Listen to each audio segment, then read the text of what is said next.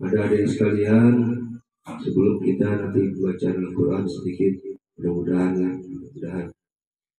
Ini alhamdulillah kita termasuk senang, bahagia karena kita malam ini malam itu Jumat daripada malam Sayyidul Ayyam, kita masih diberikan kenikmatan oleh Allah Subhanahu wa taala. Nikmatnya adalah nikmat kita bisa kumpul di majlis-majlis ilmu. Kita bisa kumpul di majlis-majlis sholawat. Alhamdulillah kita yang hadir pada malam hari ini, mudah-mudahan keluarnya kita dari tempat ini dosa kita diampuni oleh Allah. Ya, dosa kita diampuni oleh Allah Subhanahu wa taala, dosa orang tua kita diampuni oleh Allah, dosa guru-guru kita diampuni oleh Allah, dosa saudara-saudara kita diampuni oleh Allah Subhanahu wa taala dengan wasilah kita duduknya di majlis-majlis zikir, majlis-majlis sholawat serta majlis-majlis ilmu. Kita beruntung, kita bersyukur kepada Allah Subhanahu wa taala karena yang berat itu di dalam hidup itu bukan masalah kita merindukan seseorang. Yang berat itu bukan karena kita jauh daripada seseorang.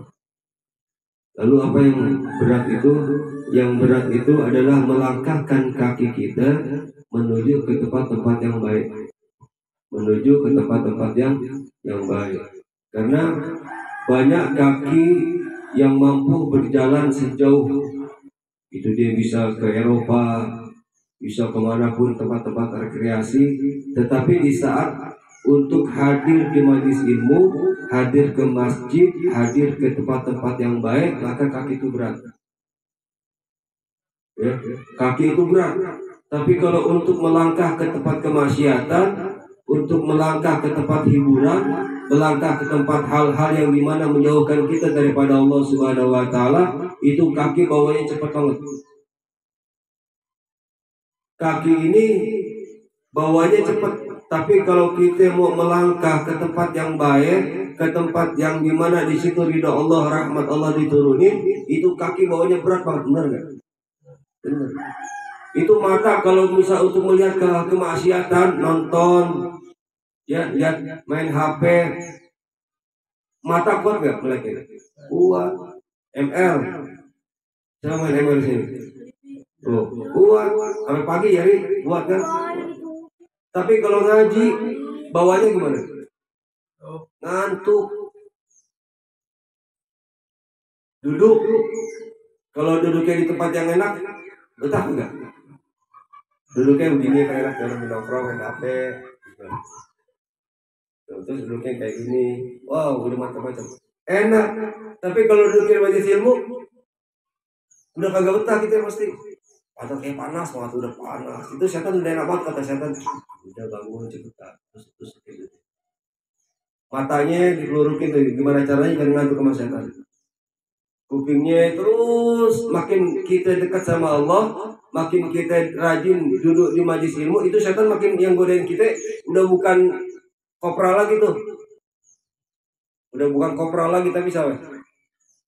Makin tinggi nilai ibadah kita, makin tinggi nilai keimanan kita, makin sempurna nilai ibadah kita, yang godain kita bukan kopral lagi setannya pangkatnya. Jenderalnya itu. Ya, karena kenapa? Ada nggak sini setan? Ada nggak? Ada. Itu gimana caranya supaya kita itu nggak betah di majlis, supaya kita itu nggak mau hadir ke majlis? Gimana caranya setan ini, iblis ini ngerayu kita? Gimana caranya agar kita nggak mau duduk di majlis-majlis ilmu? Makanya yang hadir di majlis ilmu berarti dia bisa ngalahin setan tuh. Udah kayak gitu juga agak bawahnya udah pukul pasang, udah pantar gitu, udah gak enak banget bawahnya. Karena kenapa ya? Iblis itu akan ngerayu kita, membujuk kita sampai saat kita sakaratul maut. Napas kita di sini nih, apa namanya? Kerongkongan, ya, di tenggorokan, ngap, itu iblis datang tuh. Ngapain iblis datang? Bawain air. Karena di saat kita sakaratul maut, kita harus tahu, hausnya orang saat sakaratul maut, walaupun air yang ada di dunia diminumkan sama orang itu nggak akan menghilangkan dahaganya. Si Pak lagi ngap ya, kausan tuh dia. Udah kayak kan menjaga kepanasan. Udah ngap. Datang seadon masuk bawain air seember minumin. Itu belum seberapa. Jangankan seember, satu dunia yang ada di dunia ini airnya dimasukin dibuat minum, nggak akan bisa menghilangkan dahaganya. Datang ke iblis. Kata iblis, nih bawain air dingin sejuk. Tergoda kita, maka masuklah kita tergelincir kepada orang-orang yang rugi. Maka wafatnya dalam keadaan su'ul khotimah. Bukan husnul khotimah, tapi apa? Su'ul khotimah. Mati dalam keadaan jelek. Makanya walaupun tuh orang rajin ibadah, rajin sholatnya, tetapi nggak diisi dengan hadir di majlis-majlis ilmu, hadir di majlis-majlis zikir. Dalam satu riwayat diterangkan, maka bisa saja di saat dia sakaratul maut, dia akan tergelincir dan akan mengikuti daripada bujuk kayu iblis. Tapi kalau orang yang hadir di majlis ilmu karena cinta kepada ilmu, rajin hadir di majlis zikir karena cinta kepada para aulia Allah Ta'ala, maka di saat kita sakaratul maut nanti, para aulia dan nabi akan membimbing kita untuk mengucapkan kalimat thayyibah. Si Adon lagi ngap-ngapan. Kata si Apin, nyebut. Ada nggak kayak gitu orang mungkin? Orang lagi sakaratul maut lagi ngap, nyebut, mak nyebut, bukan nyebut atau ikutin mak, astagfirullahaladzim tuh Allah, ya nyebut, orang but begitu. Ya kalau orang lagi sakaratul maut, jangan dibilang mak nyebut, udah mak ikhlasin baidah, apaan diikhlasin? Lagi saat seperti itu, orang itu butuh bimbingan kita, talkin kan? Apa talkin? Ucapin La ilaha illallah. Kalau nafas masih bagus, tapi kalau nafas sudah, jangan la ilaha illallah. Takutnya la ilaha pas aja dia. Berarti tiada Tuhan artinya. Jadi kalau orang lagi nafas sudah ngap-ngapan sekali-sekali, jangan la ilaha illallah, tapi Allah. Tapi kalau dia masih seger, mata masih ngelihat, nafas masih normal, tapi udah sakaratul maut, ucapin la ilaha illallah, biar ikutin nanti dia. Karena di saat itu setan tuh lagi bisikin tuh, ini kata iblis, air enak, adem, minum. Dan di saat seperti itu, maka palingkan wajah orang yang sakaratul maut itu menghadap kiblat. Kalau mak kita, orang tua kita lagi sakaratul maut, lagi ngap-ngapan nih, muka wajahnya arahkan ke kiblat. Jadi pas lagi ngap, buru-buru, apalagi pas punya wajahnya ketahan nih untuk menghadap kiblat. Tujuannya apa? Mudah-mudahan husnul khotimah. Karena kalau orang meninggal kita dilihat, mohon maaf, orang yang meninggal dia akan tersenyum saat wajahnya menghadap kiblat. Oleh orang meninggal, terus tetap menghadap kiblat mukanya.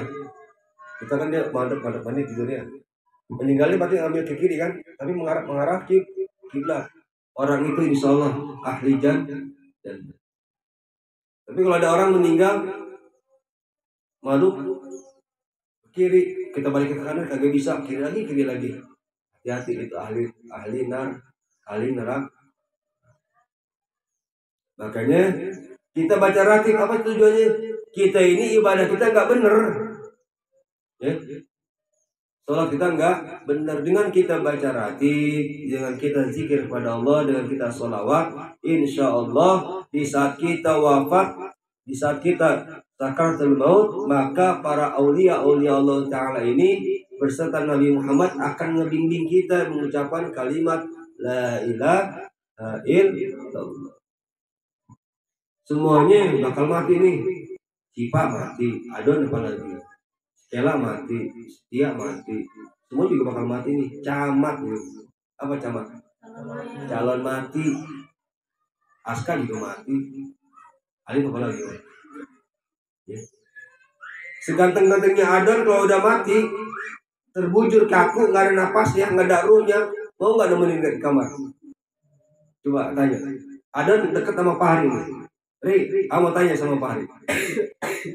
Di saat Adan udah nggak ada ruhnya, nggak ada nyawanya, terbujur kaku dingin di kamar Ri. Mau nggak nemenin Ri? Jawab jujur Ri, mau nggak nemenin? Jawab, jujur. Berani nggak nemenin? Berani nggak Ri? Nggak berani. Di kamar sendirian sama mayat. Apa berani? Kalau masih ada nyawanya berani nggak di dalam Adan? Berani. Tapi kalau udah nggak ada nyawanya, pasti kabur.